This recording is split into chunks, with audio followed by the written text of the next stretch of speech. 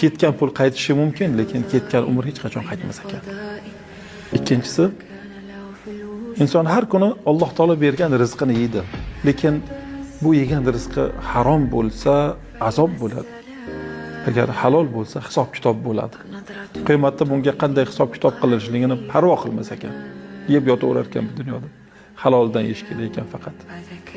Uchinchisi, inson har kuni bu dunyodan bir kunlik uzoqlashar ekan, oxiratga bir kunlik yaqinlashar ekan.